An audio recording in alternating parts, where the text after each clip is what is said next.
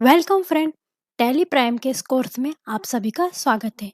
Tally के इस video में आज हम टैली में ट्रांजैक्शन करना सीखेंगे।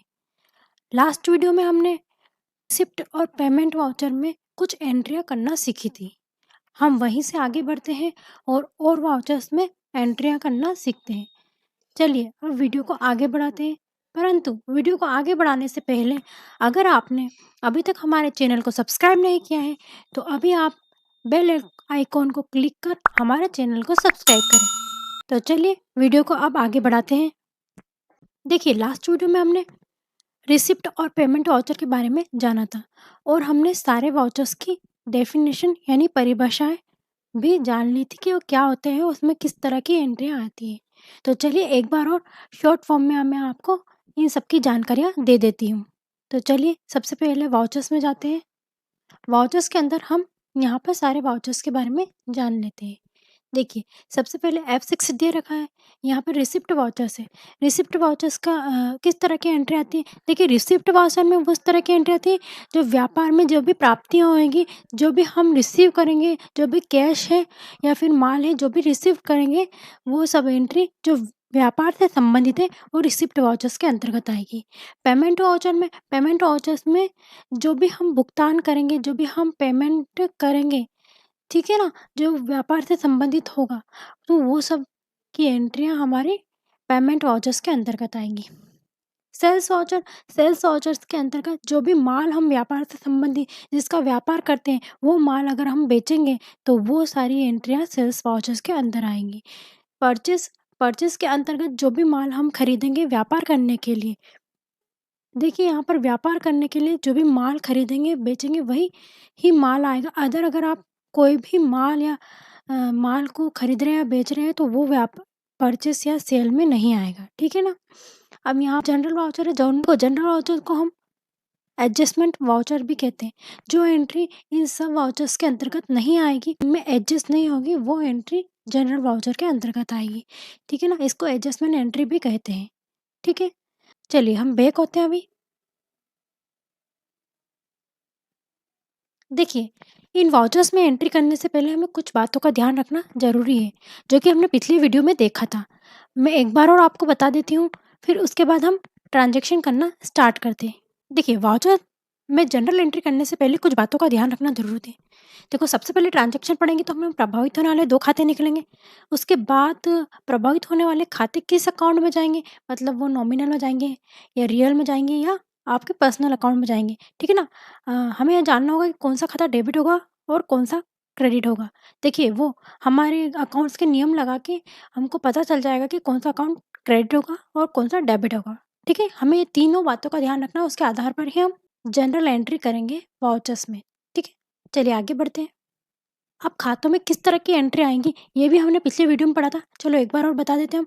व्यक्तिगत खाते के अंतर्गत देखो, इसके अंतर्गत व्यक्ति, फंड, संस्था, कंपनी, बैंक, इनसे संबंधित चीज़ें आएँगी। जो भी इनसे संबंधित होगी वो सब इन खाते के अंतर्गत आएगी। जैसे जैसे रोहन है, सोहन एंड कंपनी है, एसबीआई बैंक इत्यादि। इनसे संबंधित जो भी मैंने नाम लिए यहाँ पे, व्यक्ति, फंड, संस्था, इससे संबंधित चीज़ें पर्सनल अकाउंट के अंतर्गत आएगी। वास्तविक खाते के अंतर्गत वस्तु व संपत्ति से संबंधित जो भी चीज़ें होंगी, जैसे आपकी कैश है, फर्नीचर है, बिल्डिंग है इत्यादि, जो फिक्स एसेट्स है आपके, वो सब आपके वास्तविक खाते के अंतर्गत आएँगे। नाम मात्र के खाते, इसके अंतर्गत आपके आय, व्यय, लाभ, हानि इत्यादि से संबंधित चीज़ें आएँगी, जैसे salary, purchase, sale, income, discount, commission इत्यादि। मतलब जो भी आपको लाभ होएगा, हानि होएगी या आय, इनकम जो भी होगी, उससे संबंधित चीज़ें आपके नाम मात्र खाते के अंतर्गत आएगी, ठीक है? चलिए, ये जान लिया हमने, अब हम आगे बढ़ते हैं। देखिए, ये कुछ जनरल एंट्री है, इनकी एंट्री हमें वाउचर्स में करनी है। तो चलिए हम स्टार्ट करते हैं। सबसे पहले एंट्री आपको दे रखी है, व्यापार के स्वामी ने 2 लाख रुपए लगा के व्यापार प्रारंभ किया। ये हमने लास्ट वीडियो में ये एंट्री हमने कर ली थी। देखो, यहाँ पे व्यापार के स्वामी ने 2 लाख रुपए लगाकर व्यापार प्रारंभ किया है, मतलब ये प्राप्ति हो रही है, व्यापार में पैसा आ रहा है, तो ये एंट्री हमारी किसमें होनी चाहिए? ये हमारी रिसिप्ट वाउचर में होगी, ठीक है ना? ये हमने लास्ट वीडियो में कर ली थी। अगर आप नहीं देखा हो तो हमारे लास्ट वीडियो को आप देखिए। नगद 3000 रुपए वेतन दिया। देखिए, यहाँ पर भी नगद हमने 3000 रुपए वेतन दिया है, तो मतलब यहाँ पर हमने पेमेंट किया है, तो ये पेमेंट वाउचर्स के अंतर्गत आएगी। ये भी एंट्री हमने लास्ट वीडियो में कर ली थी, ठीक है ना? तो यहाँ पर भी हमारा क्या हो रहा है, यहाँ पे एक सैलरी अकाउंट निकलेगा और एक आपका कैश अकाउंट निकलेगा, ठीक है। अब चलिए तीसरी एंट्री से हम स्टार्ट करते हैं ट्रांजैक्शन करना। 10,000 रुपये का फर्नीचर ऑफिस के लिए खरीदा है।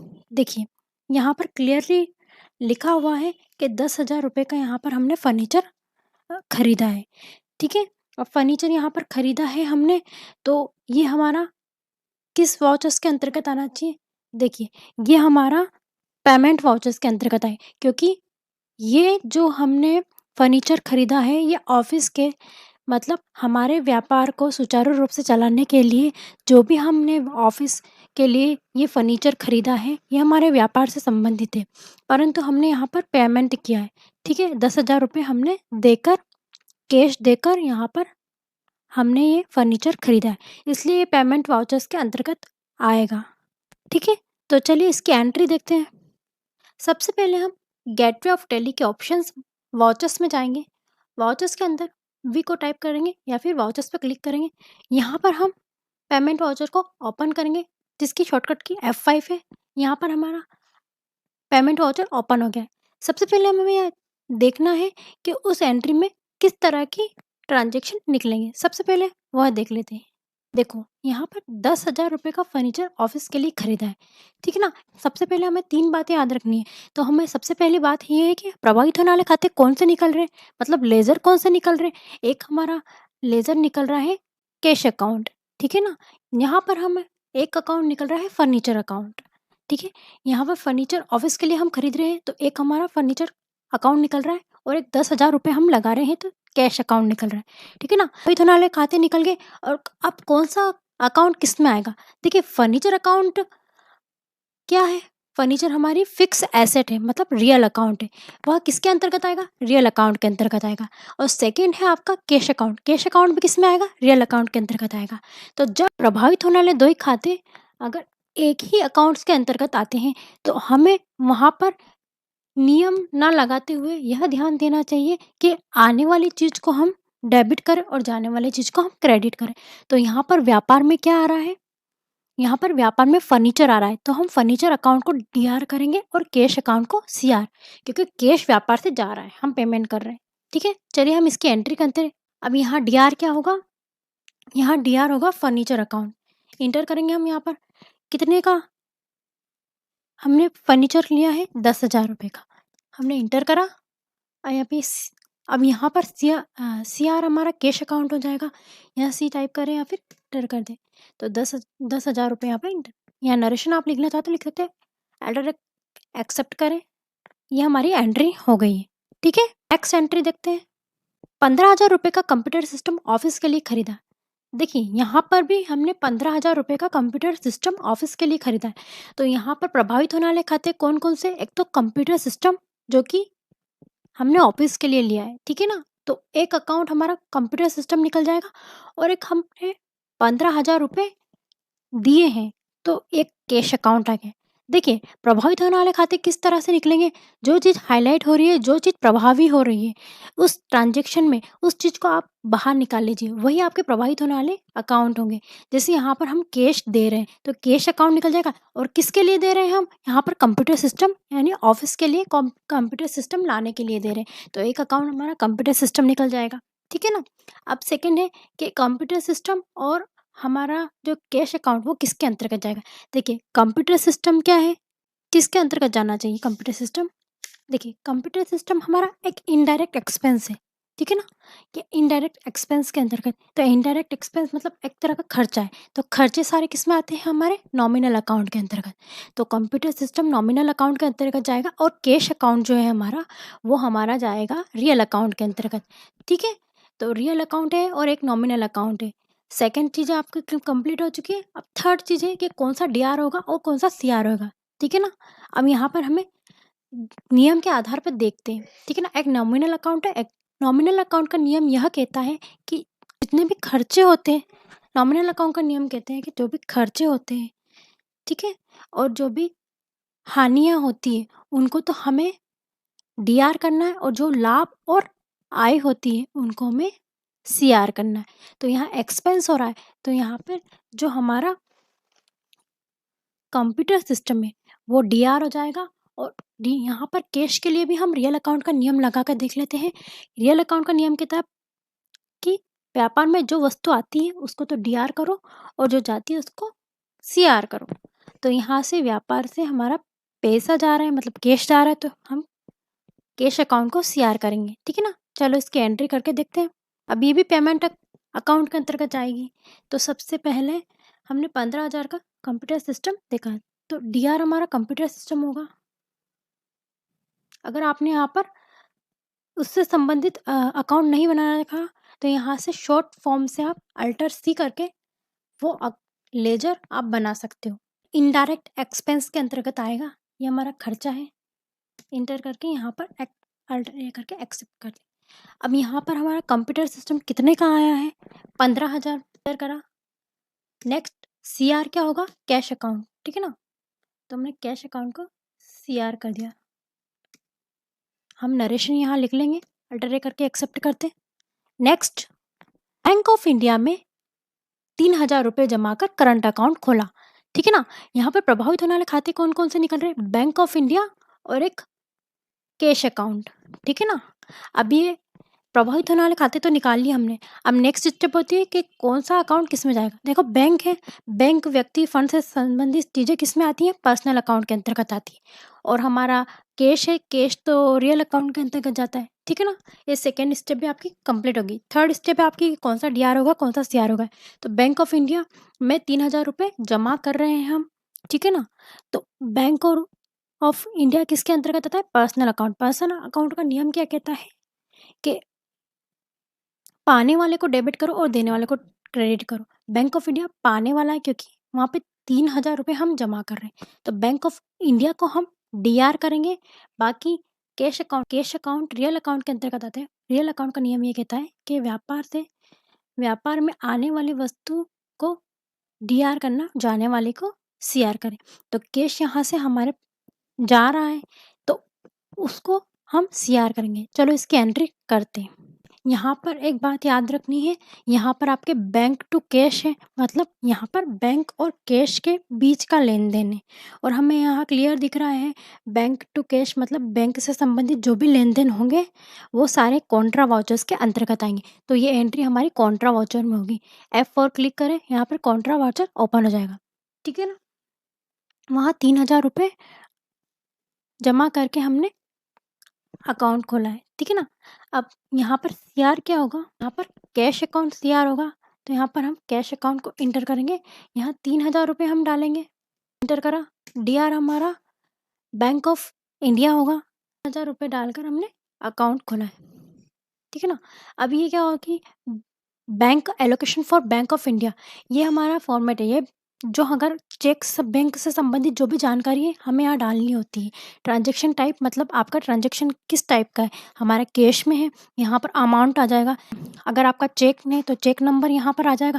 चाहे आपकी बिल जो चेक डेट आ जाएगी, आपकी बैंक का नाम आ जाएगा। अगर आप डालना चाहते हो यहाँ पर डाल सकते हो। अगर चेक के थ्रू आप करते हो तो यहाँ पे ये डिटेल फिल होगी। अभी हम कैश के थ्रू कर रहे हैं, इसलिए कैश में ये चेक नंबर वगैरह नहीं आते हैं, ठीक है ना। अब एक्सेप्ट करके हम बाहर हो जाते हैं। यहाँ पे हम नरेशन लिखेंगे, एडर करके एक्सेप्ट कर देंगे, ठीक है ना। ये हमारी कॉन्ट्रा की एंट्री होगी। नेक्स्ट एंट्री हम देखते हैं, बैंक ऑफ इंडिया में 1,50,000 रुपये जमा किए। देखिए यहाँ पर भी हमें क्या दिख रहा है, बैंक ऑफ इंडिया और यहाँ पर कैश, ठीक है ना। यहाँ पर भी आपको प्रभावित होने वाले दो खाते निकल रहे हैं। एक हो रहा है बैंक अकाउंट यानी बैंक ऑफ इंडिया, और एक क्या कर रहे हैं हम, कैश जमा कर रहे हैं, तो एक कैश अकाउंट निकल रहा है, ठीक है ना। तो यहाँ पर एक बैंक ऑफ इंडिया निकल रहा है और एक कैश अकाउंट निकल रहा है, ठीक है। अब यहाँ पर बैंक टू कैश, ठीक है ना। यहाँ पर एंट्री लेन देन किस टाइप का हो रहा है, यहाँ पे बैंक टू कैश का हो रहा है। बैंक टू कैश और कैश टू बैंक या बैंक टू बैंक, ये संबंधित सारी चीज़ें किसके अंतर्गत आती है, ये आती है हमारी कॉन्ट्रा वाउचर्स के अंतर्गत एंट्रियाँ होती है, ठीक है ना। तो यही क्लियर हो गया आपको कि ये एंट्री आपकी कॉन्ट्रा वाउचर्स के अंतर्गत आएगी, ठीक है ना। हमने प्रभावित होने वाले दो खाते निकाल लिए। अभी किसके अंतर्गत आएंगे, देखो हमारा बैंक तो पर्सनल अकाउंट के अंतर्गत आएगा और कैश आपके रियल अकाउंट के अंतर्गत आएगा। अब यहाँ पर जो पर्सनल अकाउंट का नियम क्या कहता है कि पाने वाले को डेबिट करो और देने वाले को क्रेडिट करो। तो बैंक ऑफ इंडिया में पैसे जमा हो रहे हैं तो ये डीआर होगा। और कैश अकाउंट किसके अंतर्गत आता है? रियल अकाउंट के अंतर्गत। तो रियल अकाउंट का नियम क्या कहता है कि जो वस्तु व्यापार में आती है उसको तो डेबिट करो और जो जाती है उसको क्रेडिट करो। यहाँ पर कैश जा रहा है इसलिए हम इसको क्रेडिट करेंगे। चलिए इसकी एंट्री कर यहाँ पर कॉन्ट्रा में होगी, ठीक है ना। अब यहाँ पर बैंक ऑफ इंडिया जो है वो तो हमारा होगा डीआर और कैश अकाउंट होगा सीआर। तो सीआर के लिए हम कैश अकाउंट को इंटर करते हैं। 1,50,000 रुपये हम डालते हैं। 1,50,000 डालें। अब बैंक ऑफ इंडिया हमारा नीचे ऑटोमेटिक आ गया है, ठीक है ना। हम इंटर करेंगे, ठीक है। यहाँ पर भी आप बैंक से संबंधित अगर आपका चेक है तो चेक नंबर वगैरह चेक के थ्रू अगर कर रहे हैं तो चेक के नंबर है, उसकी डेट है, यहाँ पर एक्सेप्ट कर लेंगे नरेशन लिख के, ठीक है ना। अब नेक्स्ट बैंक से 5,000 रुपये निकालें। देखिए यहाँ पर भी बैंक से हमने 5,000 रुपये निकाले, ठीक है। यहाँ पर क्या हो रहा, बैंक से हमने 5,000 रुपये निकाले तो यहाँ पर क्या होगा, एक निकलेगा आपका बैंक अकाउंट और एक निकलेगा कैश अकाउंट, ठीक है ना। यहाँ पर भी कहाँ से निकाले हमने, बैंक से निकाले और क्या निकाले हमने, कैश निकाले। तो प्रभावित होने वाले खाते दो निकलेंगे, एक तो बैंक अकाउंट है और एक कैश अकाउंट है, ठीक है। सेकंड है कौन किसके अंतर्गत जाएगा, तो बैंक अकाउंट पर्सनल अंतर्गत जाएगा और हमारा कैश अकाउंट रियल के अंतर्गत है, ठीक है। बैंक अकाउंट पर्सनल के अंतर्गत जाएगा। फर्स्ट स्टेप है हमारी कौन सा डीआर होगा कौन सा सीआर होगा। तो पर्सनल अकाउंट का नियम कहता है कि पाने वाले को डेबिट करो और देने वाले को क्रेडिट करो, ठीक है ना। यहाँ पर बैंक अकाउंट से क्या कर रहे हैं हम, बैंक से पैसा निकाल रहे हैं तो बैंक देने वाला हो गया, इसलिए बैंक अकाउंट सीआर और कैश निकाल रहे हैं और कैश रियल अकाउंट के अंतर्गत आता है। तो रियल अकाउंट का नियम कहता है, क्या कहता है, रियल अकाउंट का नियम कहता है कि जो वस्तु व्यापार में आती है उसको डेबिट करो, जो जाती है उसको क्रेडिट करो। व्यापार में कैश आ रहा है इसलिए कैश अकाउंट को हम डीआर करेंगे, ठीक है ना। चलिए कॉन्ट्रा में होगी, ठीक है ना। तो अब यहाँ पर सीआर क्या होगा, यहाँ पर सीआर हमारा बैंक अकाउंट होगा, ठीक है, ठीक है ना। बैंक अकाउंट हमारा हमने 5,000 रुपये इससे निकाले, ठीक है, एक्सेप्ट करेंगे। यहाँ पर डी होगा आपका कैश अकाउंट,